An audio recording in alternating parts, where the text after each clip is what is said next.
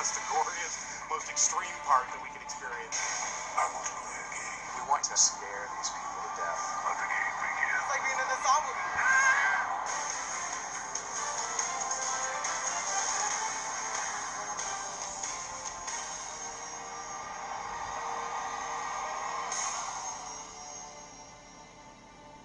For us as designers of these haunted attractions, our job is to appease the most hardcore fan of the film series.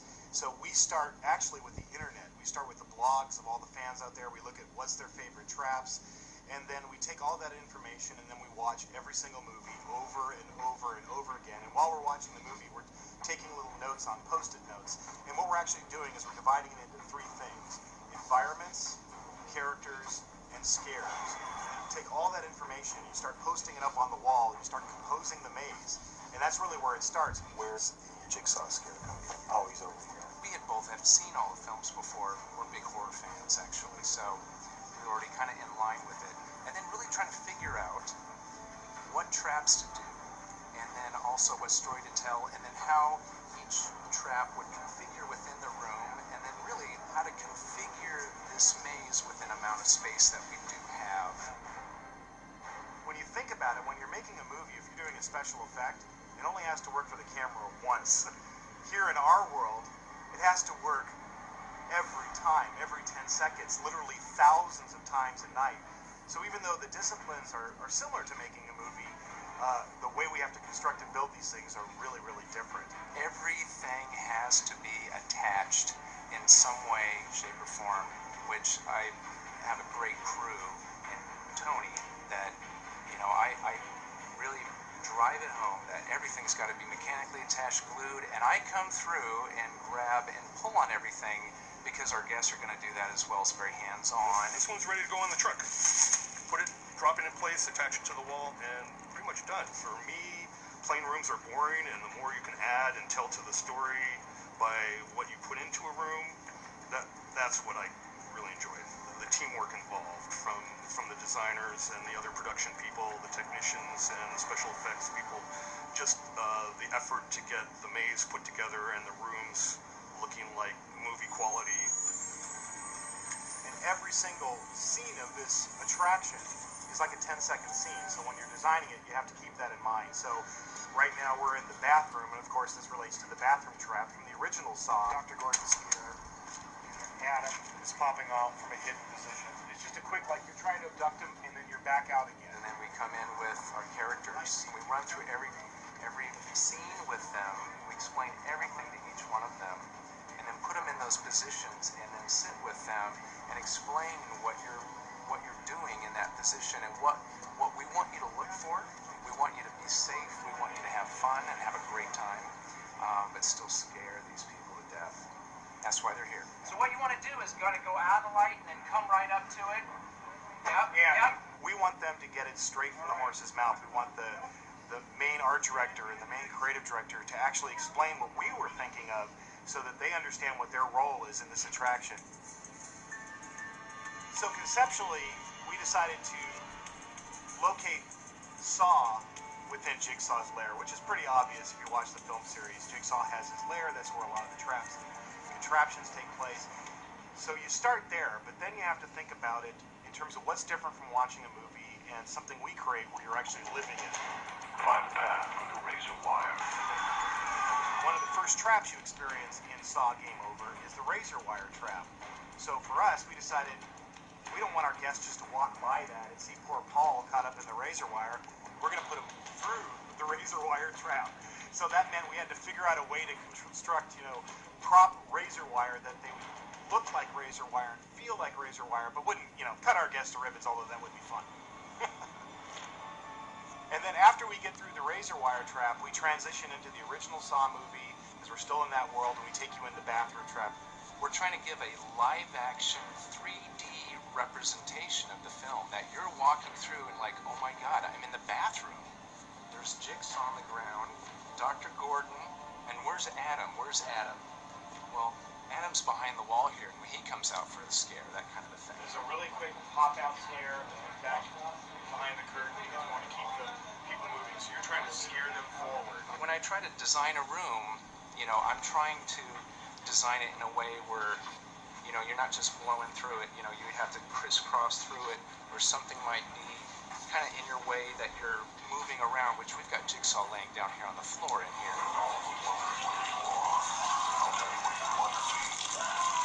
We use virtually every trick in the book when we create these haunted attractions, and one of the things we use is the sense of smell.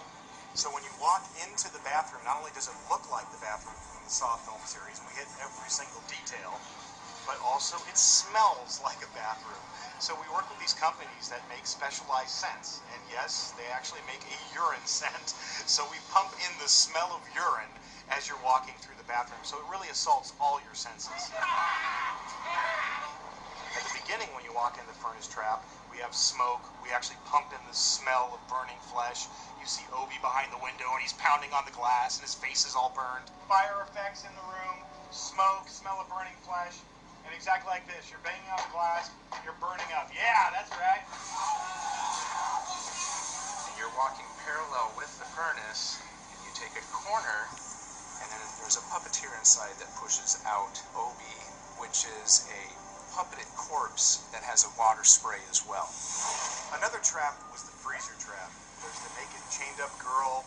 She's got the array of water nozzles around her, and they're going on and off, and she's alternately freezing and unfreezing. We have water spraying on her constantly, just like in the film. So on the other side of these walls, we have a massive HVAC unit with a return vent directly above our guests. So the minute you push through those strip curtains and you enter the freezer trap, you are blasted with this sub-zero frigid air, and you feel the cold. And on the opposite side of the room, we've got a scare of Jeff coming out with a frozen look, but if you can spray them, get them more attracted to that, and he comes out from behind. If we go into the needle pit, well, we're on a concrete surface, so we're not digging down into here, but we've elevated that up. Basically, trying to get in this area, which we're going to open up, where there's going to be the key and the glow stick. So it's right as trying to find that key, and the needles are all the way around her, and I think we used something like 6,000 needles that had to individually be opened and treated so that they looked used and bloody. The needles have to come out, they have to be replaced with prop needles, and she is literally immersed in this trapping, and then we apply that to the makeup as well, because every one of these actors gets a special prosthetic makeup. So it's another, see this girl with horrifying needles all over her trying to get out, and then you get hit by Jigsaw on the right side. Another really challenging trap in the Saw film series, and one of the most famous of all, is the reverse bear trap. Now, of course, Amanda has the bear trap on her head. She's told that the key is inside the body of her dead cellmate, but when she picks up that scalpel to cut into him, he wakes up. We do another illusion gag where we've got a body. The guy with the question mark on his chest, he is within the table. You're pulling out these guts, which is going to be very stringy, so it's just going to have a really good visceral look to it. And you've got control of a water spritzer, which is right there. We built a fake body form with silicone guts and intestines and livers that the actress playing Amanda wearing the bear trap can actually pull out of this guy. And then, of course, we spray you with blood, so we're viscerally affecting you. We're in this room called the clean room, which I call it the clean room, actually. So this is from one of the Saw films as well. And we got the shotgun collar trap over here. There's a sound effect on the track of the bone saw. It's cutting through bone. It's like the autopsy scene. Yeah. And you can cut away and peel. You can just pull it. Just like it sits on his face, and you just kind of pull it off as if you're cutting away his face. When you do the thing and pull it off, you can hold it up to people for a second. I mean, you can go like that, you know.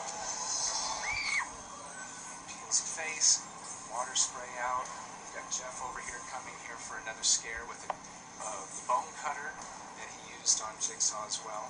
And then he'll chase you out here for the final scare. We have lighting, we have audio, we have makeup, we have costumes, and then we use a lot of film production. So we wear a lot of hats when we create an attraction like this. This is SFX. This is what we use to run the audio for the mazes. There's 9 triggers throughout the maze that send us a signal, and then through that we send lighting a signal to do the strobes or whatever the subs are that they programmed for